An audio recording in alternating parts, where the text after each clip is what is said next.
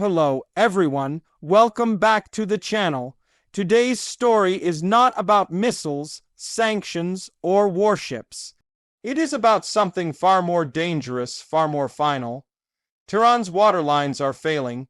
A megacity of nearly 10 million people is approaching what experts call zero day. With the moment when taps run dry and a city can no longer function, Iran is now facing the unthinkable.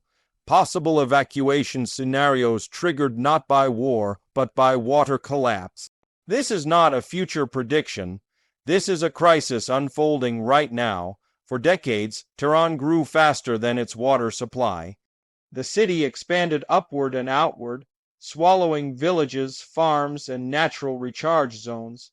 What once was a balanced system slowly turned into an extraction machine.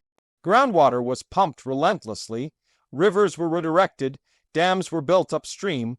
Warning signs appeared again and again, but they were ignored. Now, the consequences are impossible to hide. Tehran sits in a naturally dry region. It always has. Historically, the city relied on mountain snowmelt, canat systems, and carefully managed aquifers. These systems worked for centuries because they respected limits.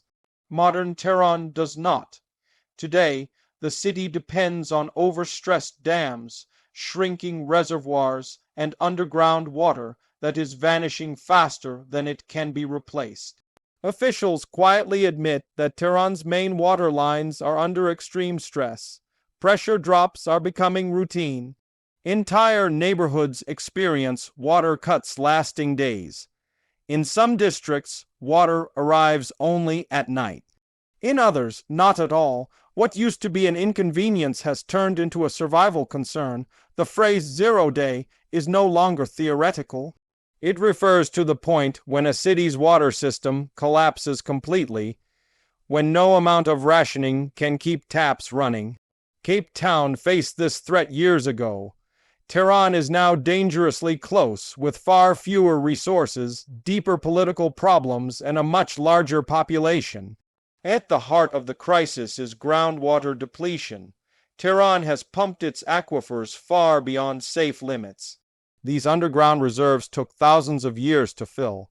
They are being emptied in decades. As water disappears beneath the city, the land itself begins to sink. Tehran is sinking at one of the fastest rates of any major city on Earth. In some areas, land subsidence reaches 25 centimeters per year. Roads crack, buildings tilt, pipelines rupture, sewage lines fail. Once the ground sinks, it cannot be reversed. This is permanent damage, and it directly destroys water infrastructure. When water lines break, contamination follows. Dirty groundwater seeps into cracked pipes. Drinking water becomes unsafe. Health risks multiply. This is why water shortages are not just about thirst. They are about disease, sanitation collapse, and public health emergencies.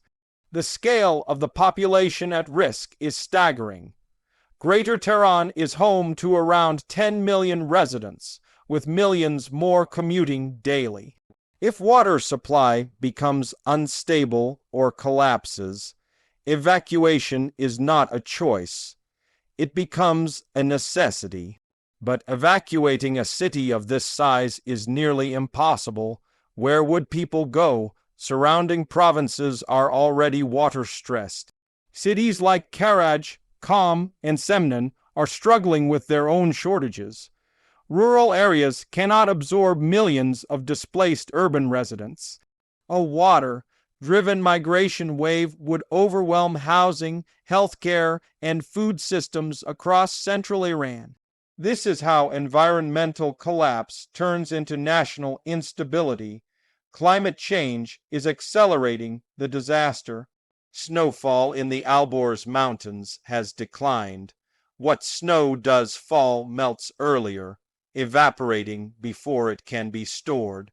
Summers are hotter and longer. Evaporation from reservoirs increases. Rainfall patterns have become unpredictable. But climate change alone did not doom Tehran. Policy choices did. For years, Experts warned that Tehran was growing beyond its water capacity. They called for population decentralization, strict groundwater controls, and consumption reform. Instead, construction continued. High-rise buildings replaced open land, green spaces shrank.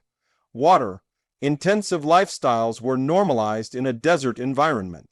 Agriculture upstream worsened the situation. Water was diverted from rivers feeding Tehran to support farming in unsuitable areas. Crops that require massive irrigation were grown where water simply does not exist. Dams upstream trapped sediment, disrupted natural flows, and reduced long-term water security. Corruption played its role, illegal wells multiplied, enforcement was weak or selective. Those with power accessed water. Ordinary citizens paid the price. Now, rationing has become the new normal. Pressure reduction strategies are being used to stretch supply. But this damages pipes and accelerates leaks. Tehran already loses a significant portion of its water to infrastructure decay. Old pipes, poor maintenance, and subsidence make losses unavoidable. As shortages worsen, social stress rises. Water cuts spark anger. People protest. Videos circulate showing empty taps, dry reservoirs, and cracked land. Trust erodes. When a government cannot provide water, its legitimacy weakens at the most basic level. Water scarcity also reshapes daily life.